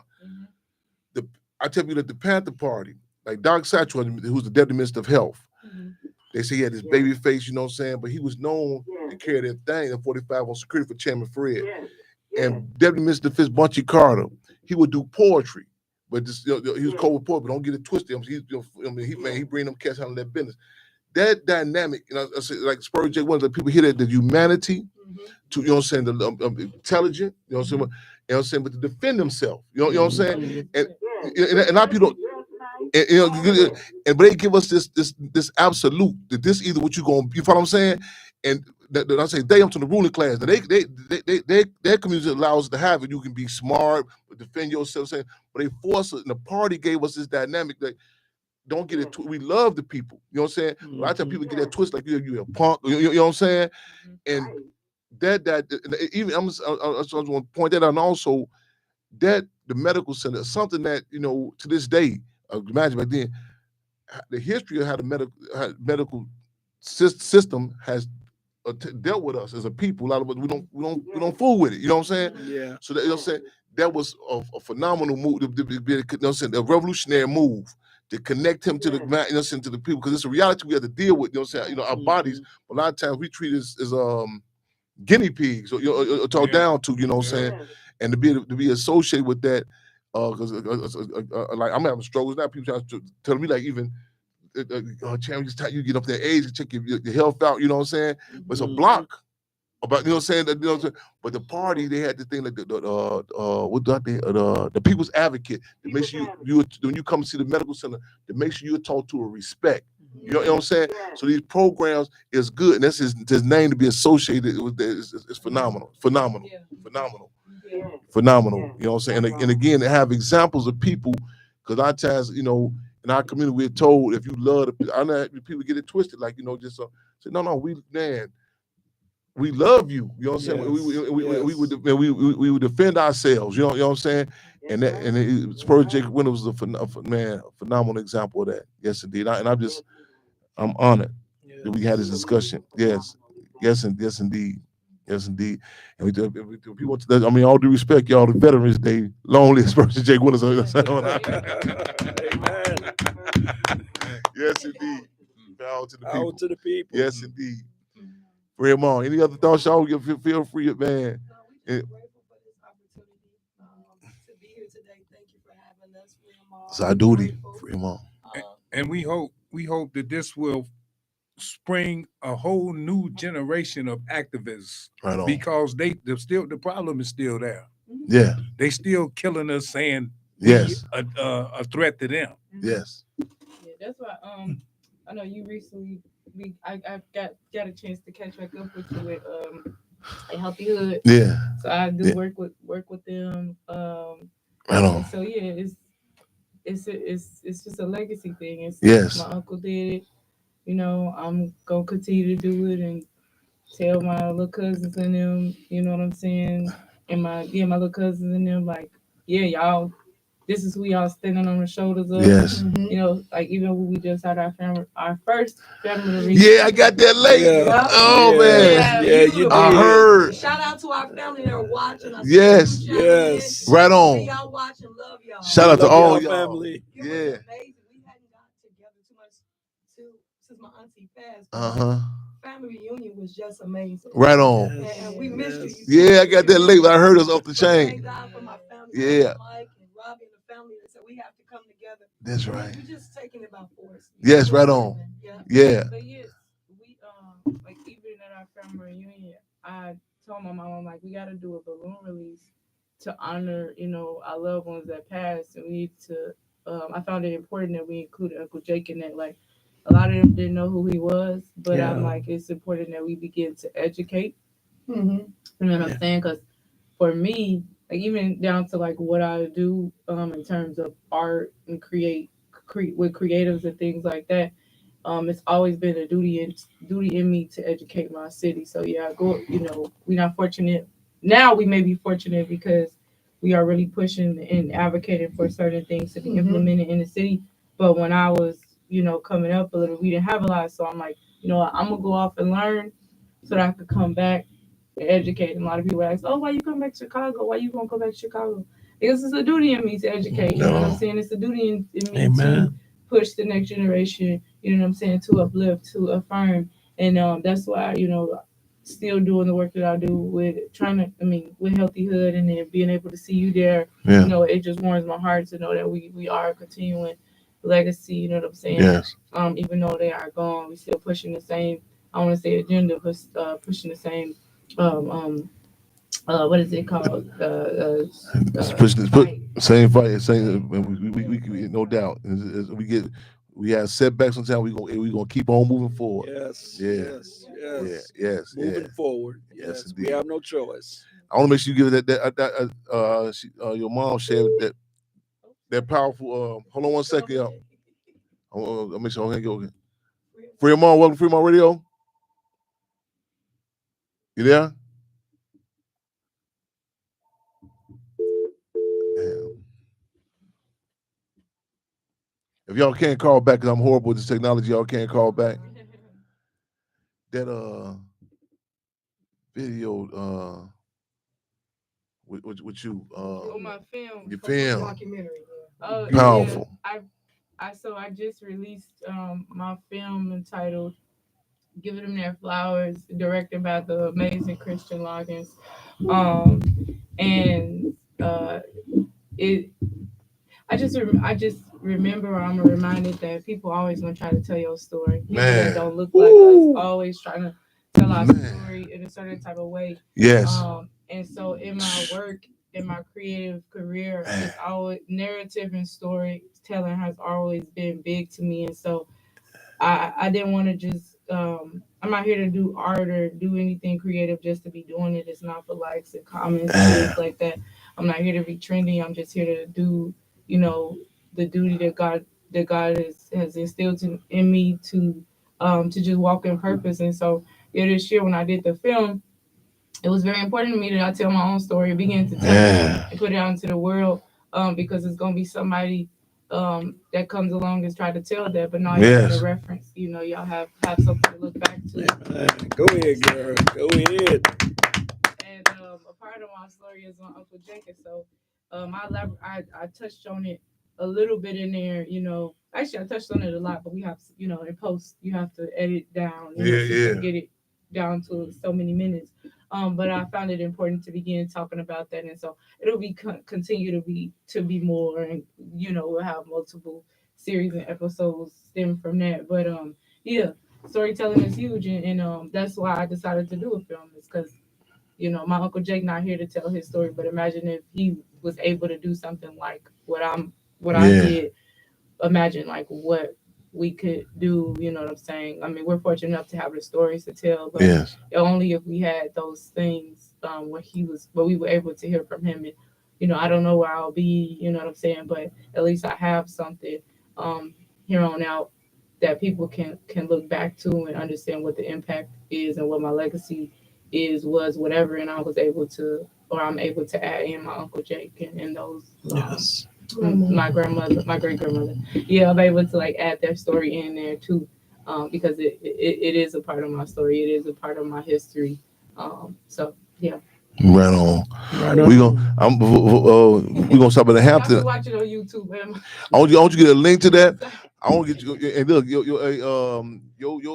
eye for fashion. You gotta do some project or something for the Hampton House or some sort of. I don't know what it is. Well, we just me and my friend Emma Stitch God, we did the installations. I think we did one out. Was it Maywood? It was out there when y'all had. Yep. Sure. Yeah, so I'm like, maybe something like that. Yeah. We gonna when we leave, we gonna stop at the Hampton House. You look in there, you whatever energy you come up with, figure something out. Yeah. Give us what's the name too? The contacts, the shirts, and where they can send the resources for the tunes to support the tombstone. Can I see? Chelsea made these shirts. Sorry, you can see. And she designed them personally. Right on. They're nice. Oh, okay. Powerful. She designed it for Uncle Jake. Right on. Powerful. So, we'll have information about that. Yep. Yeah. I'm so honored. Like we remember, I think me and my grandmother was here for few years ago. Few years ago. Yeah. It was the start of something I was trying to do, just for him. So that we can build it, and it's something that we can leave for, like I said, for the younger generation as they coming up. And so I started with like a hoodie or a crew neck, and then now I wanted to elevate it or revamp it with the new design, and they wore them to the event y'all had. Thank you for inviting us. And we, That's how I do it. Yeah, it was a That's how I great do it. event. August 30th. That's how I do it. Yeah, y'all there. yeah, and Thank my mama you. called me We that were night. honored. She called me that night and she was like, everybody loved them.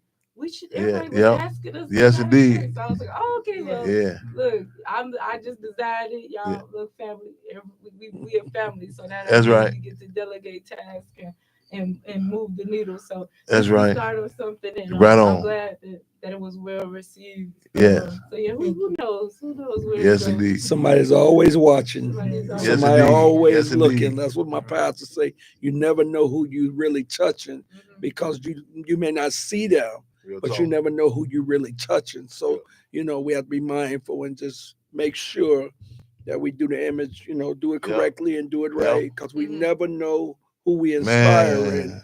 and who's gonna Man. take this thing to the next Real level, talk. Exactly. Real When talk. we're Yeah. gone, we want Uncle Jake's legacy to live on. Yes, indeed. Generation. Yeah. Community Yes. serving. And also, I would like to send out a shout out to my mama, who was just as important to, because she nourished the activist that he Pauline was. Winners. Yeah. So you're right. No. Yeah. So you're right. Yeah. Long live. Long live legacy. Yes, indeed. And Right also, I remember as a little bitty boy, I would watch my grandmother crochet. I would watch my grandmother just work her magic, and I would sit there and just watch my grandma. I never told Chelsea this, but that's who she got it from, because my grandmother was a true crocheter, and she made quilts and everything. I watched my grandmother do these things, so the torch was passed to her, Yes. just in the blood, because my grandmother was a true crocheter. What? She truly was. Yeah, I Yes, seen she it in the was. documentary. Yeah, yeah. Yes, she was. I Yeah. didn't know. I just, it was something that I say found me, and then I think I have been crocheting and doing fiber arts and stuff like that Before you knew that she done it. before I had knew. So nobody else in my family was doing it, and then a teacher at my high school, she just started teaching me how to work with it, and something just clicked in my head, and I was like, okay, let's continue to do something like this. And once I became a senior in college, that's when I learned about who I knew who my grandmother was. Right. She wasn't made to be played with, you know. Right. Yeah. I knew about that. She was tough. Yes, indeed. No, she was tough. This one came with you to the. No, okay. that was her daughter. Okay. So my Yeah, okay, right. My great grandmother Pauline Winters, I never met her, so it's Okay. crazy enough to know that like these two individuals, my great grandmother Pauline Winters, and then my great uncle Spurgeon Jake Winters, they are so much ingrained in like what I do, Man. and it's crazy because I've never met them ever. I've never shared Yeah. FaceTime with them. You know what I'm Yeah, saying? And yeah. so to see that they're so much a part of like Yeah. what I do in terms of like community and then in art, and so Yeah. once I became a senior and I learned about what she did, I'm like, oh my goodness. Man, yeah. Like, I've been doing this for 7, Yeah. 8 years by now. So I had one of her blankets, and when I did the partnership with Nike, I made it my business to make sure that her blanket was in the background. So that was Right my on. Easter egg. You know what I'm saying? Nobody knew. Only if you knew me, you had Yeah. a conversation with me, you would understand the magnitude and importance of why that specific blanket was in the commercials and things like that. Is because, like I said, she walked so I could run. Like she did this, and like I can't help but to promote her, and this is the way That's I'm right. giving them their flowers. And then like even when I did my collaboration with Chicago Fashion Coalition, and I titled the collection "Give Them Their Flowers," whatever, I made sure that my uncle's picture was in the campaign photos. You know what I'm saying? Yeah, that's right. Because That Panther Cup peel and the applesauce. Yeah. I made sure both of Yeah, their photos that's right. was in, I'm was with- yeah. in the, was in the Yeah. campaign, because it's like they're not here to relish Yeah. in these moments. Yeah. But they always That's gonna right. see it, and they That's always right. gonna be remembered. That's They right. always gonna be- That's it's right. part of my history. Yes. You know what I'm saying? That's right. So yeah, we rocking them. And That's right. That's why I did this shirt. Cause my uncle was That's a right. thug, but he Man. wasn't made to be played with. That's And right. We ain't gonna have no shirt with That's no right. wigs. We gonna have a look. Man. Yeah. Yes indeed. Yes indeed. So you're right. Yes indeed. And hey, that's how he look on there too. Yes indeed. That's what it is. That's what it is. Yes indeed. Man, you just made me think about when I was like 7 years old, and I was sitting there watching my grandmother, and she was crocheting when I was like 7 years old. I'm almost 59 years old now, and you just made me think. I was sitting here, and it just went back. I went back to like being 7 years old, and I was sitting there, and my grandmother, it was like therapeutic. Her hand, it was therapeutic what she was doing. And I'm watching your hands and she would just be moving, man. My grandmother just be moving. She had all these big balls, and her hands were, and she was just creating. I can remember that as far back as I was 7 years old, man, sitting there watching my grandma. I would go in her bedroom and sit with her, and she'd be crocheting. Wow. And she had arthritis real bad, and I used to have to rub her shoulders and everything, but she always crocheted, man. She did that for many, many, many, many years. You know, I want to but I think this is one of the things, not even one of the things. I think this year I really was telling people just to think back of like where I began to like where I'm at now. Crocheting was just my vehicle to connect with the people, right? Because I didn't see anybody that looked like me. I'm telling you, when I first walked into I chose to go to a PWI, predominantly white institution, right? Because I knew that that's where the best education was. I ain't had no money. My uncle and my grandmother and my family, like, we work hard, and I don't got no blueprint, but I know that's where the best is at, and why can't I have the best? I got a tattoo on me that says, why not? Because it's like, why can't I have the best? And so, you know what I'm saying? In that, Christian, it was just my vehicle to create the life that I wanted to live, but also again connect with the people. It was the career, the industry that I came into. It was predominantly white led. Right? I didn't see any people of color doing what it is that I do. Having a space in this space. You know what I'm saying? You didn't even have them dominating it, right? You didn't even have people educating us or showcasing us doing this at the highest level, right? So I said, you know what? Why can't I do it? Right. Why can't I do it at the highest level? Why can't I show that we can have it in other spaces and see it on other black or brown individuals and see it in a very cool way? No, I don't want to do blankets. No, I don't want to do baby shoes. I want to see it in culture, and I want to shift culture while doing it. And in that became the vehicle to me being able to do community projects and do installations in my city and talk about how fiber arts and textiles is a key pillar in mental health, right? Because then when I stepped on the scene in 2020, that's when people started to see me crochet, and now they're doing it in their houses, and you know what I'm saying? It's becoming a very therapeutic thing, and it's getting them through these hardships and hard times. And now I'm able to come and talk about, I deal with depression and anxiety, and I've had so many traumas growing up, but art was my vehicle to overcome. So, I think in that same way, parallel to like what I do, my uncle's vehicle was Black Panther Party, and him, just being a friend, you know what I'm saying? Same thing with my grandmother. Like she was just a nurturer, and that was her vehicle. My vehicle was just this art, and I'm still able to shift culture and narrative and show up in spaces that you probably wouldn't have never thought crocheting or fiber arts or even a Black girl from the South Side of Chicago could do. Like I'm making history. Like it's crazy to think that this thing was a hobby, and now I have my own shoe with Jordan Brand because it was my vehicle to shift culture narrative, you know what I'm saying? So, this was my vehicle, and my uncle had his vehicle, and where he started and how he grew, he just started from just being himself. And so I think that anything that people can take away from this conversation is like what I told the kids over at Healthy Hood is your brand or whatever, it is your story, right? People think you gotta appease and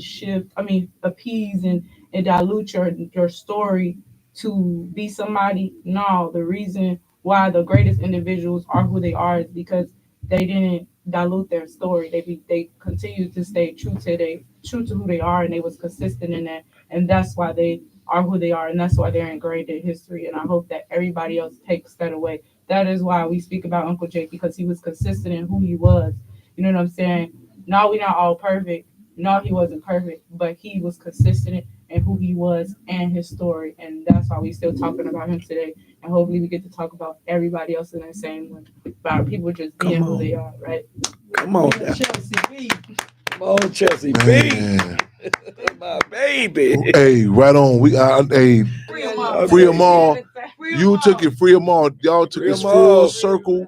Y'all took it through generations. I watched you. I mean, how you was flashback. You remember your mother? Yeah, my grandmother. Your grandmother's hands. My grandmother. And that generational, that man, that was phenomenal. We gonna ready close. I gotta have y'all back again. Close. Listen, man, no, thank y'all. It was a powerful. That whole generational dynamic. It's therapeutic. I'm telling you, I sat there. I watched you, and you. That's some information you just gave again. House of Chelsea B. Man, hey, give us all that. Give us the social what people social media. Yeah. Social. Oh. You can. Oh, make sure you. Yeah. Speaking. Yeah. House of Chelsea B. Okay. Yeah. If you want to support my brand again, like my mom said, is House of Chelsea B. You can follow me on Instagram at Chelsea B128 or House of Chelsea B.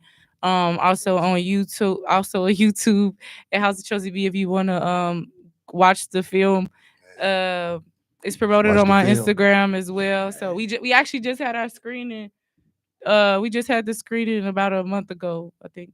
A couple of weeks ago. I want to do one at the Hampton House too. I need you to help. Yeah, we can. You help promote it, though. All that TikTok, all that stuff. You know, so I need you to do all that stuff. We had this conversation before. I need you to help promote it, though. At the Hampton. Yeah.